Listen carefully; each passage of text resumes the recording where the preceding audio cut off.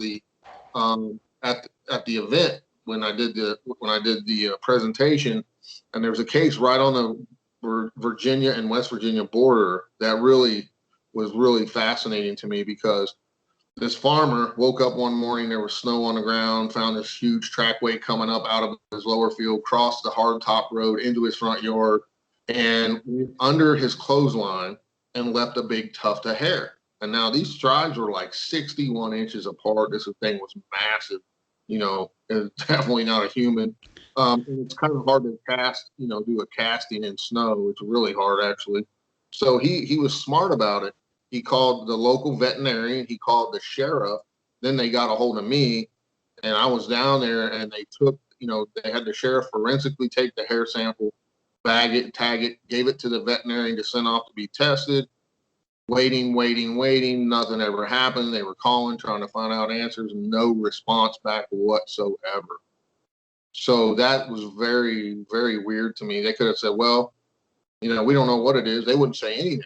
So that to me is very alarming and eye-opening, because I think they found something they couldn't explain with that hair, and they didn't want to talk about it. So who knows what the deal. Do you think that they were told what it was, or do you think that they weren't even given the information? It could go either way, but they wouldn't even respond to the sheriff's department, which I thought was very bizarre, Right. I mean, they could have made up a lie and said, "Oh, it just came back as nothing," something, not anything, bear or something. They could have made up anything, but they wouldn't even respond. So to me, that could have been their way of saying, "Hey, we were told to shut up about this," or something. You know what I mean? So you never know what transpired there. Yeah, that's what my guess is that they were told to shut up and not talk about it. So what is your view on Bigfoot? What do you think he is? It's just something that I've pondered on for years. I mean, and that's only because, like I said, I know it was a living, breathing creature. Where it comes from, what it's doing here, I don't know. Because I've talked to so many different people and they've shared their experiences. Normally for me, I would come at it as it's just an undocumented creature here on Earth, right? But after talking to so many people that had supernatural type experiences with these creatures, like I talked to this one hunter, he was trekking through the woods deer hunting, comes across a trackway, looks up, and there's what he described as a Bigfoot about 40 to 50 yards out in front of him, just meandering through the woods. So he decides he's going to follow this thing and try to get up closer and get a better look at it. And it's definitely not a bear. This guy's been in the woods his whole life. I said, "Do you think it was a bear walking on its hind legs?" He said, "Absolutely not. This thing was massive. It walked just like a man, had long arms hanging down behind its, below its knees." And he goes, "I followed it to this big brush thicket, and it kind of made a right into the brush. And I got there, and the track stopped, and no sign of this creature anywhere." And that's one example. Where did it go? The track stopped. The thing disappeared. Did it get beamed up? Did it go through a doorway, a portal? What happened here? So then I talked to other people, and I've read other stories that when people have encountered these Bigfoot creatures, that they felt as if they were paralyzed. They couldn't speak. They couldn't move for a short amount of time. The creature disappeared, and then all the feeling came back to them, and they could continue on what they were doing. So, what these things are, I just don't know. And have you guys ever heard the story of Mount St. Helens, when numerous eyewitnesses saw government choppers carrying dead Bigfoots out in big nets after the volcano erupted there? I've heard of it, but why don't you go ahead and tell the story so our listeners who may not have heard of it will be familiar with it? Well, it's just what I said. I mean, you can read little bits and pieces of it. When Mount St. Helens blew up, I think it was 82. There was numerous eyewitnesses that reported seeing military choppers with big nets under them carrying dead, what they looked like Sasquatch or Bigfoots in these nets that were killed from the blast of the volcano. And that's very compelling, And then also another one that is very compelling too is there's been numerous reports around the world from military soldiers, members, that there's a lot of them in Vietnam, and there's actually a couple of books written about what these Vietnam American soldiers said. They had all these crazy encounters with what they called the rock apes. The locals called them the rock apes. Said they were very violent, very mean. They would attack you.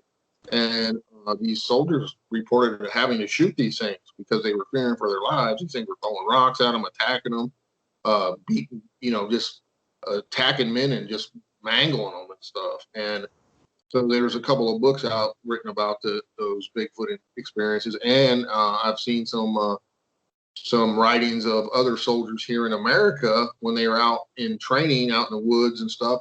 One guy said that they were doing night ops, and there was a group of Bigfoot paralleling them all night long, and they could see them in their night vision scopes and everything. So they were scared to death, but the things never came towards them or nothing. They were just paralleling along with them, probably watching what they were doing.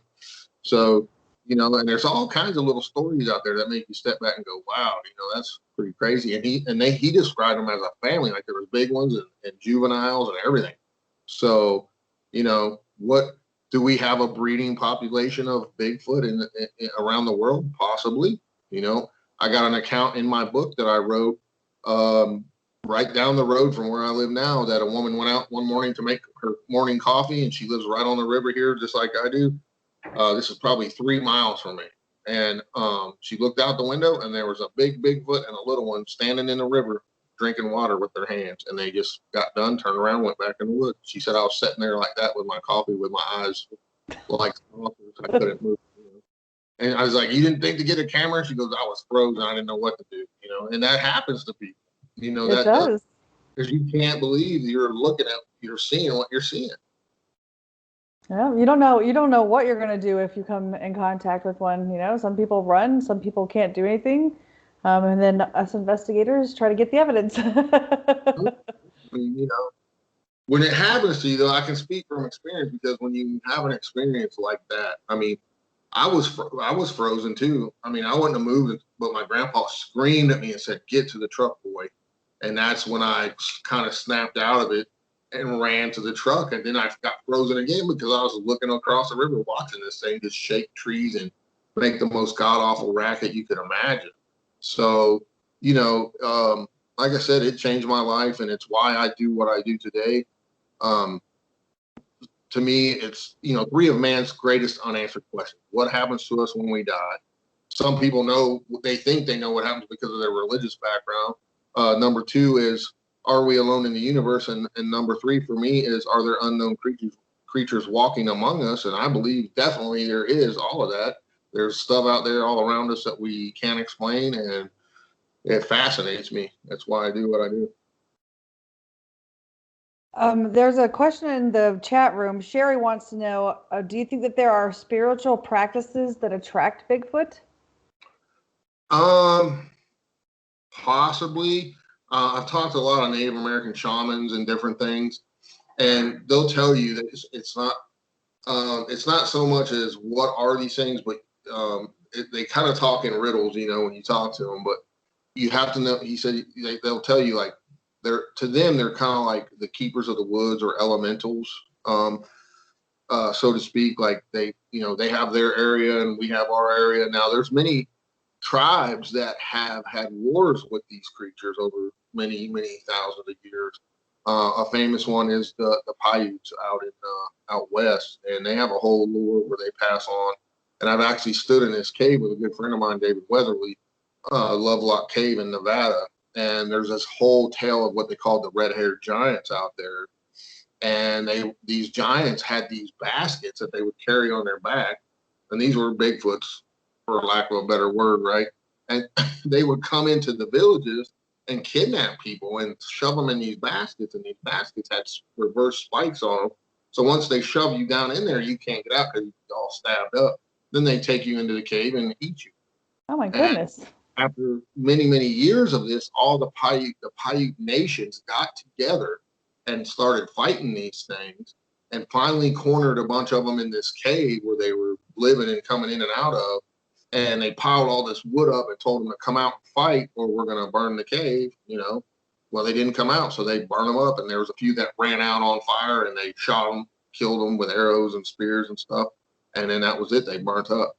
So that's a fascinating story. If you look it up and look up the fighting story of the red-haired giants. And the fascinating thing about it is early 1900s, an expedition goes out there and digs up 2 bodies of giant skeletons that had sandals that were like size 16s in today's sizing, you know, and they found all these artifacts and stuff in the cave. And then you go stand in the cave. I mean, it's burnt pitch black in there, you know, from the soot. So of course if natives would have been in there, they would have had fires, but this was you could tell it was just like a massive fire at some point. And what's weird after they found, and they have the skulls on display at a museum and everything. They have little tufts of red hair on them, and the government came in after they found all those artifacts after they excavated it, and they filled the cave. They backfilled the cave in, so it's not as deep and as far down as it used to be. So that's a pretty crazy story. It is. Did you want to jump in, Jen? Yes. Hi guys, I'm back. I'm going to apologize to everybody who's watching on YouTube because this recording is probably going to be really funky. But I switched my internet connection to a different one. I'm now running off my phone internet, so hopefully this will fix that problem up. So I was in and out, so I didn't hear everything that was said, but I know that it was native stuff, and I'm so sad I missed all of it.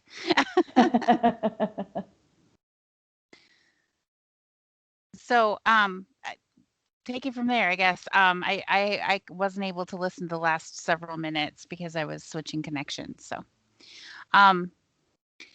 do you have anything really exciting that you'd like to share with us, an experience that you've had that was mind-blowing for you? Like I said, I told earlier when you had to bug out for a few. I haven't had any other like sightings of any type of cryptid, you know, myself, like a Bigfoot or anything. But I have had some weird experiences in the woods I cannot explain. I've interviewed many people, many people, and got their accounts of strange events they experienced themselves over the years. And, you know, it's fascinating. We have to take a look at that as investigators when you interview, say, I had 5 state troopers that were on flood duty here when we had the 1,000-year flood. They were at a closed road area, and they heard some racket going on in the woods, and they all described they saw what was a Bigfoot running through the woods very close to them. They all drew their guns, and then they all bugged out. They said, "There's no way, and we're getting out of here." So, you know, here in West Virginia, the state police, but they're the heaviest armed law enforcement officers other than the National Guard. You know, when those guys bug out, there's something that scared the bejesus out of them. You can guarantee that. And they were willing to go on record, a couple of them with their ranks and names, and they're in my Bigfoot book. That story's in my Bigfoot book, and you know, that's very compelling to me. That's what I look for. I'm looking for accounts from people that really have nothing to gain and possibly have something to lose by going on record and sharing those experiences they've had, because those are very compelling. And there's a bunch of them. And I do have a new Bigfoot book that's in the works that will be out probably first of the year sometime. Several books in the works, you know, lots of stuff going on. I got I don't know if I told you guys, but I got a store that I'm trying to open. You know, that's going to be basically a Paranormal Spencer's, but it's going to share all my books and many other things, all the merch you can think of, different things like that, because I want to share, and that's a great place for people to meet, share experiences. We can have events, we can have speakers come in, and it helps revive a dying town that I live in. So, you know, I'm very excited about that as well. So lots going on, some TV stuff in the works, multiple things, and got a call from a big time guy today who wants to do some more paranormal stuff with me, 3 or 4 episodes. And I can't reveal any more information on those at this time, but a lot of stuff going on. You know, it's been, I think now that COVID's doing whatever it's doing, now it's opening back up, and thank God we can get back to doing our events. Everybody can go out and do more stuff again. It was weird. Last year was just, it's like we skipped the whole year and it's gone like that. I don't even know what happened to it. It's so bizarre. But, hopefully we can get through all this and get back to some kind of normalcy out there. All right. So we got to go to our commercial break. So we'll be back. Stay tuned, everybody. We'll be back with Dave Spinks. And we're at break. So I'm sorry, guys. I don't know what the recording is going to be like in the first part, but I switched over to my other internet. Well, I mean, it didn't drop Sarge or anybody, so. Yeah, no, the radio stuff is going good, I think. Right. That's okay. It's just so.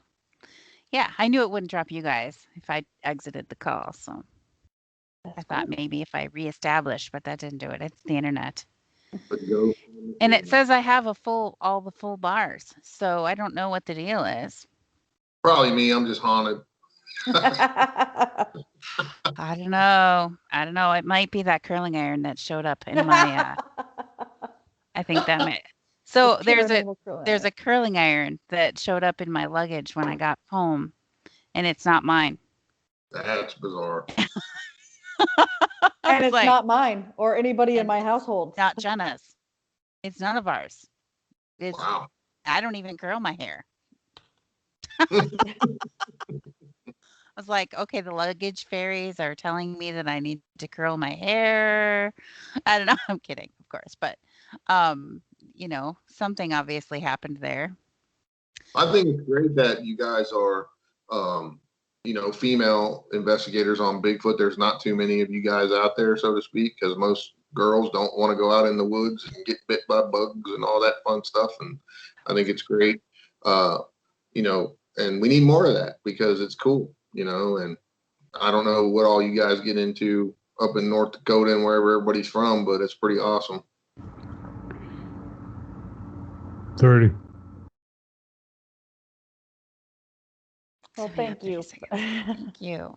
Yeah, we were doing ghost stuff before we did Bigfoot stuff. So, I mean, we're not new in the whole game of things, but I came into Bigfoot in 2015. So, but yeah, I got the tick. We went squatching in North Carolina last week, and I got the tick. The wood tick. The actual real tick, the deer tick. All right. Welcome back to the show, everybody. This is the Journey Radio Show, and hey, we're the SheSquatchers. Won't you check us out online at SheSquatchers.com? And hey, there you can find our events page, and you can see all the what's going on, wherever you can find us in person. I got to tell you, there's a new edition, and it's not on that page yet. This just in, we, the SheSquatchers, will be speaking at the WNC West Virginia Bigfoot Festival, September. No, not West Virginia. What am I talking about? North Carolina. In Marion, WNC. North Carolina. Marion, North Carolina, Bigfoot Festival, September 17 and 18. Thank you, Tammy. He's got me thinking of West Virginia over here. Anyway, we're going to be there. It's a huge festival. From what I hear, in the past, they've had 20,000 to 40,000 people there. That just blows my mind. So come out and see us in Marion, North Carolina at the WNC Bigfoot Festival, September 17th and 18th. So back to the show. We've got Dave Spinks with us. Really excited to hear more from him.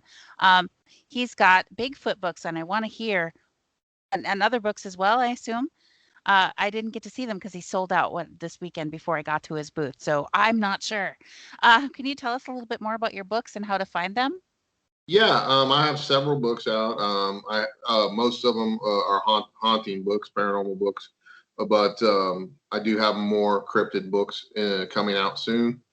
But the first book I ever wrote was Wicked 46, and that actually just came out 6 years later after I wrote it due to some legal issues me and the publisher had to get through with some other people. But yeah, that just came out, so I'm super excited about that. I've got one called Willows Weep the Beginning. That's based off of the house I own in Indiana that I bought just to have my own paranormal lab, so to speak. It was featured on the Unexplained on History Channel with William Shatner. And I was on multiple episodes of that show, season 1 and 2. Also, I have a series that I'm working on called Real West Virginia Hauntings, and I've had the book one. Number one is out, been out for a few years. Number two will be out soon, and it's based off all my investigations that I've done in West Virginia over the years, and I've done at least one in every county. So the idea was the first two books will have all the counties listed in alphabetical order and some of the investigations that I've done in those counties, and then 3, 4, and 5 will be just a hodgepodge. And I really have a whole series of books all around the country that are coming out based off of that same idea. So I'll have like Indiana, Ohio, Pennsylvania, Virginia, and Tennessee, and so on and so forth, because I've lived all over the place. So I was an Air Force brat, and I was in the Air Force too. So and then I've contributed to other books. I was contributed to the Woodknocks series by David Weatherly. If you guys don't know what that is, I highly recommend it. It is a whole series of books based off of Bigfoot all around the country and the world that has some of the biggest cryptid investigators in the world involved in each. In each issue, there's different people that have contributed to it. So it's a really good series, and I was really honored to be a part of that as well. So I'm in volume 2. I sold all those this week too. And then there's another one called the West Virginia Paranormal Files that me, Weatherly, and Ross Allison wrote together. And it's a hodgepodge of investigations we've all done in this state over the years. And I also have a book called Real West Virginia UFOs that I wrote that talks about how West Virginia at one time was considered the UFO capital of the world, especially in the 60s. And Project Blue Book was here after the Flatwoods Monster incident. And it's no coincidence that the Green Bank Observatory was built right after that government-funded project to search for extraterrestrial life right here in West Virginia. And the very beginnings of SETI started right there with Frank Drake and Carl Sagan. So, to me, a lot of this stuff intersects and overlaps with each other. And as investigators, we have to take a look at some of that, because there's cases that I've investigated and I've interviewed people that when there's a rash of Bigfoot sightings in an area, there's also a rash of unexplained lights in the sky, and vice versa. Also, another example would be someone calls me to investigate their house. They got all this weird poltergeist activity going on. I go in there, then they start telling me that they're having dreams, in quotation marks, of being taken up into some kind of ship by little grays and stuff. So, if you're closed-minded and you only see things one way as an investigator, you're really not doing your job. Some of these things intersect and overlap, and we have to take a look at that to try to get to the bottom of what's going on. And that's kind of, that's an important thing to me as an investigator as well. Absolutely, absolutely. And I think your credibility goes up through the roof with being ex-military and ex-law enforcement. Your credibility as an investigator goes way, way through the roof. So kudos to you. I mean, it helps, it helps as an investigator to have that background, because you become a trained observer, so to speak, and you are taught many different investigative techniques that the average person just doesn't have. Not to say that it's any better than anyone else, because we can all learn from other people and we can be taught those techniques as well. So, it just helps to have that right off the get-go.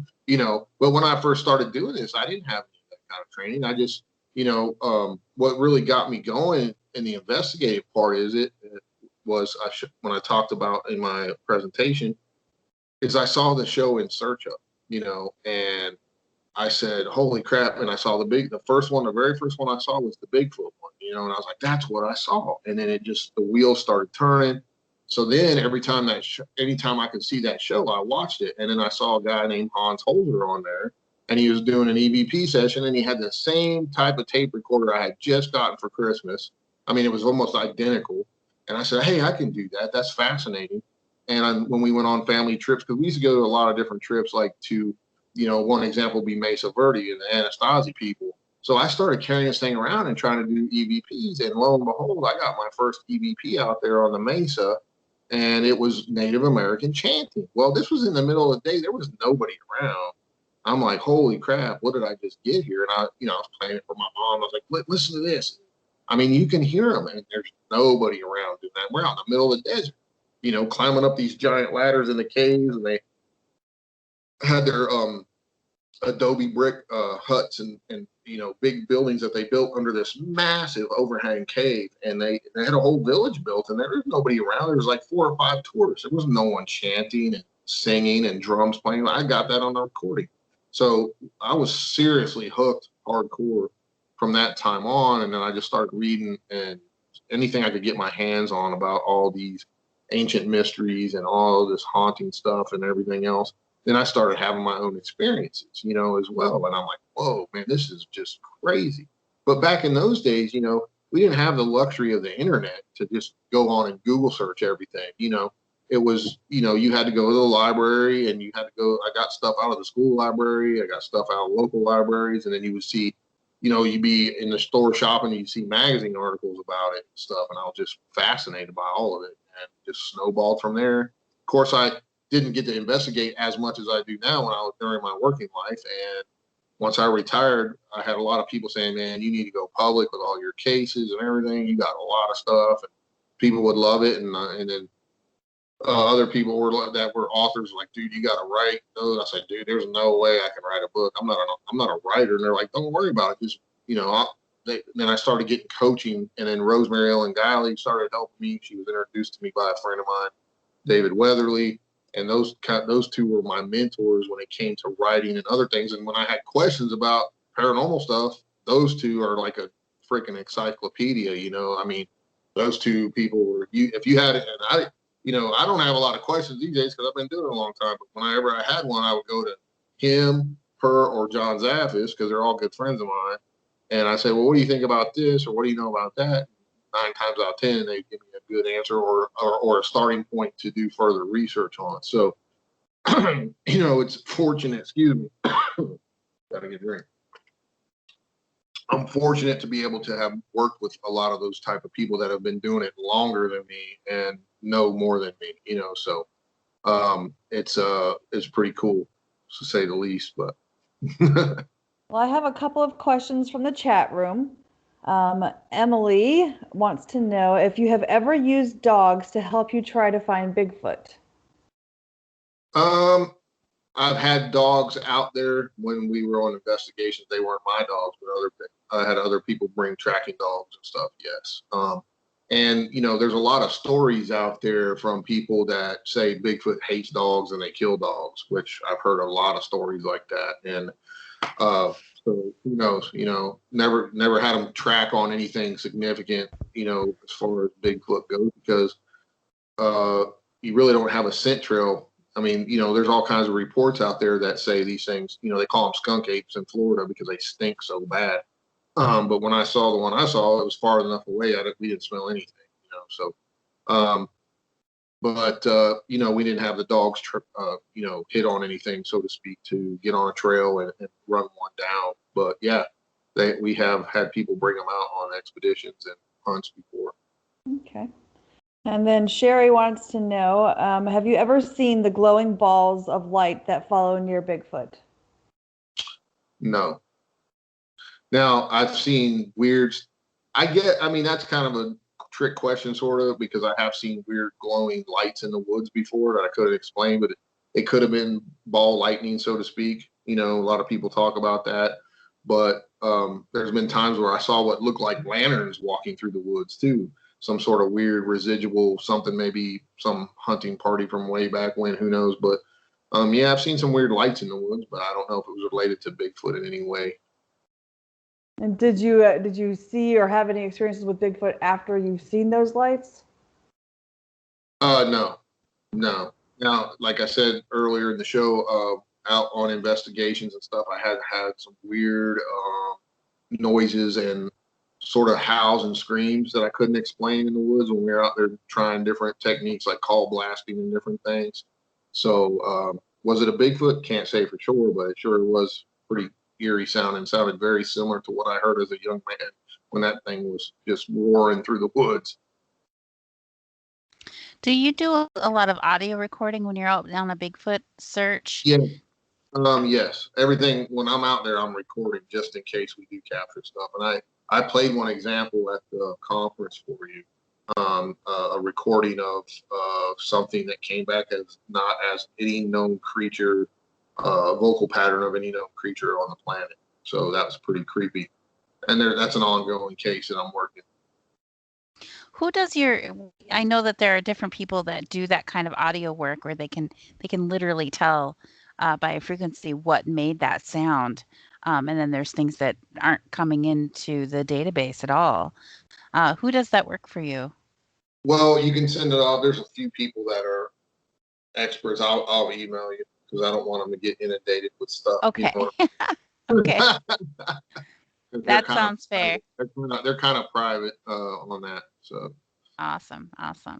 Well, it's always good for us to know who but could you can be you can send it off to wildlife professionals and biologists and stuff that can put you in touch with those type of people as well.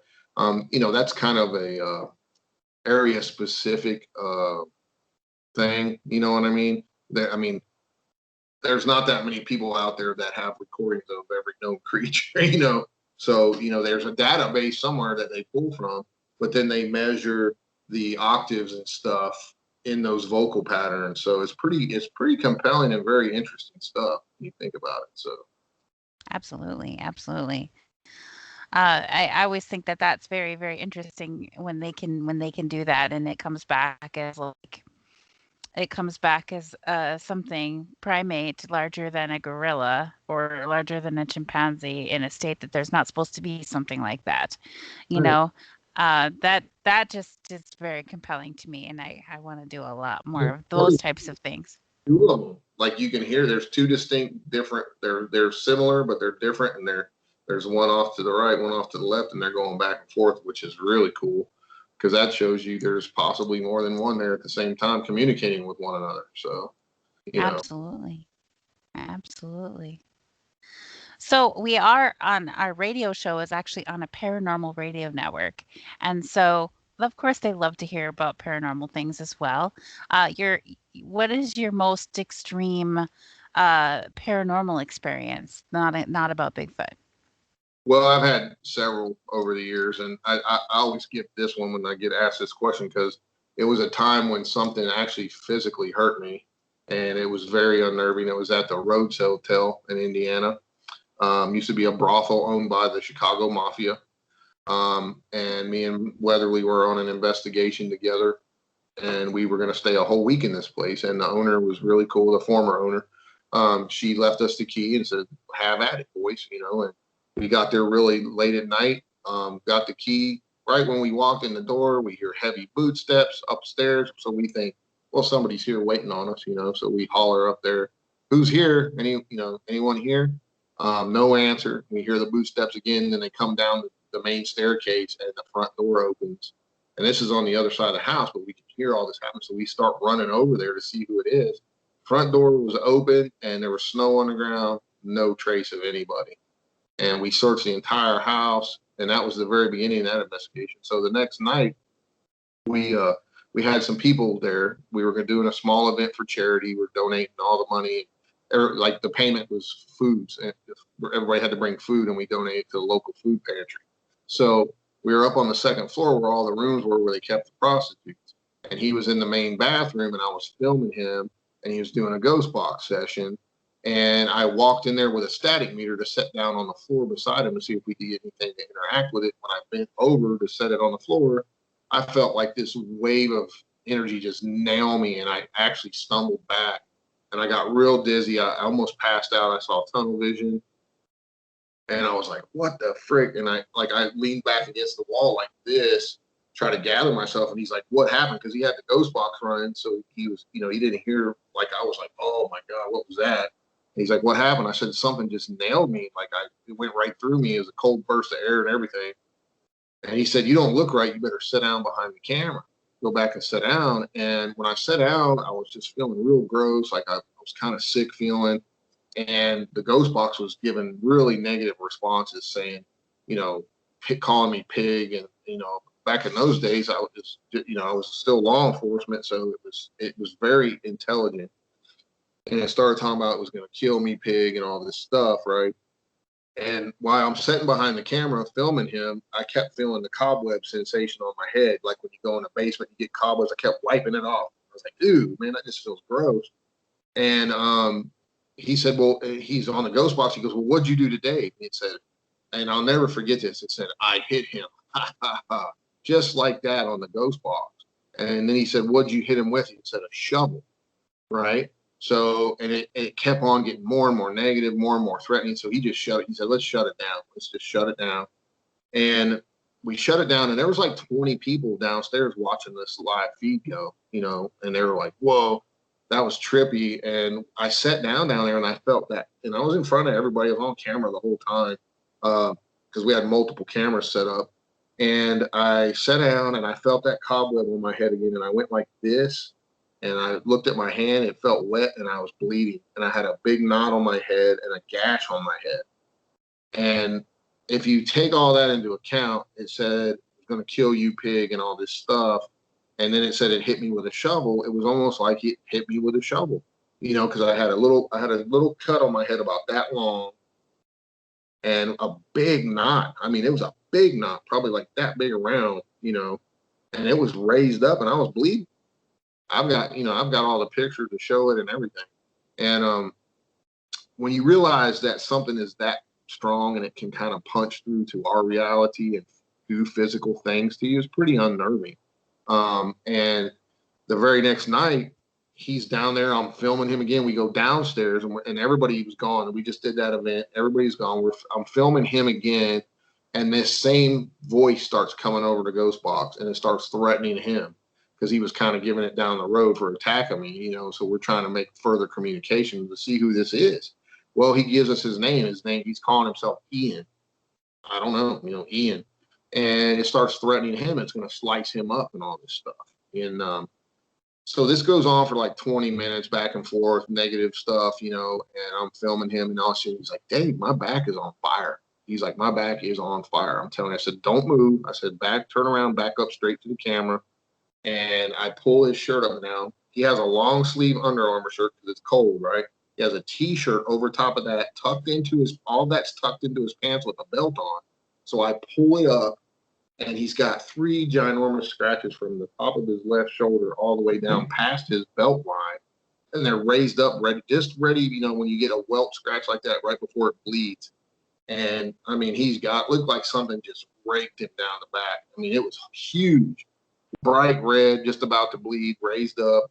And then he's like, man, I don't feel good. And he went outside and starts dry heaving and stuff.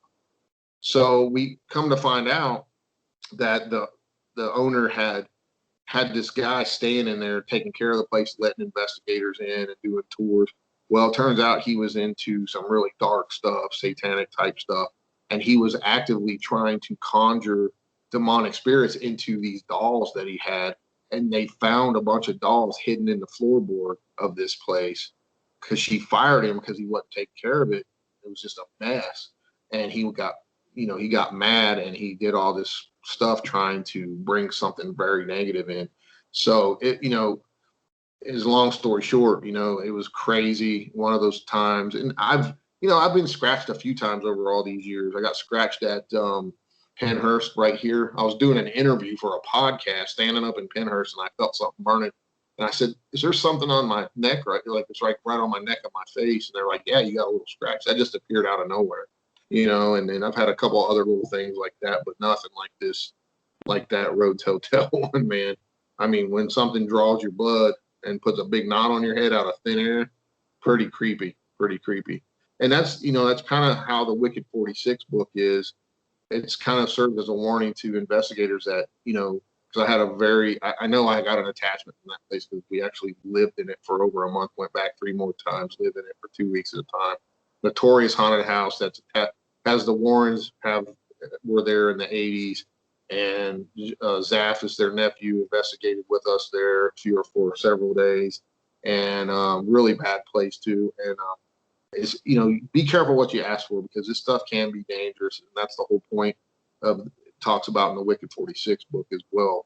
I had the worst year of my life after that investigation, found out I had cancer in my leg, almost went through a crazy divorce.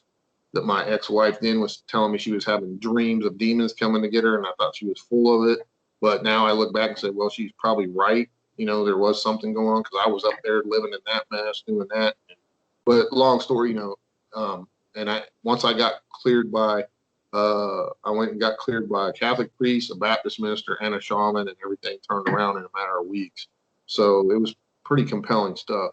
So you be careful what you ask for when you do stuff, because stuff can happen to you. That's for sure. You know, I've had some crazy experiences. Prior to doing Bigfoot, we did paranormal work. And, you know, I've had some pretty interesting encounters too. So I know all that stuff can happen. And you know, I used to be called in to help people that were having trouble in their home, or paranormal investigators who brought something home with them and they couldn't get rid of it. And Tammy also has helped. She's helped me when I got something attached to me one day. I wasn't doing an investigation. I was actually doing Reiki energy healing on somebody, and whatever was on her that the doctors couldn't figure out what it was. There was something wrong. She had been in the hospital, and there was something wrong. They couldn't figure out what it was. So I was trying to give her energy for that, and it was something paranormal that just zapped me and it moved from her to me. She was fine after that, and I ended up in the hospital. And they couldn't figure out what it was. And I was like, help, I can't get it off. And Tammy helped me because I couldn't get it off. I was too weak. Yeah, I've had people fly me across the country to come to their house and get rid of entities in their houses. So I do that. Yeah. Well, we need more people like this. And I work with a fabulous person named Serenity Jenny that does that type of work. And she's phenomenal. And, I highly recommend you guys talk to each other, like I told you. But she's all about women's empowerment too. And we need more of this. We need to move to these higher vibrational levels. And she's taught me a lot about that, because that's the next phase of all of this, really. And we need to move towards that, all of us. Because right now, what we're doing has been done over and over and over again. And we're not going any further, so to speak. We need to kind of move towards the next phase of all this. And especially with all the, I don't know what you guys feel about current world events, but with all this evil that's going on in this country and around the world right now, there's a lot of bad juju out there, and we need to fix it. We need to fix it however we can. And I think that's one of the things that we can move towards to take away some of this stuff and move to higher levels, so to speak. So, it's pretty crazy stuff out there going on right now these days. We have less than 1 minute left of the show. I want to make sure that everybody knows how to find your books and you online if you want to be reached out to. Where do they find your books to purchase? You can get my books off, so if you want a signed copy, first of all, just go to my website, www.davespinks.paranormalinvestigator.com, and send me an email, and I'll tell you how to get a signed book. If you just want to get the book, go to Amazon, search my name, authors.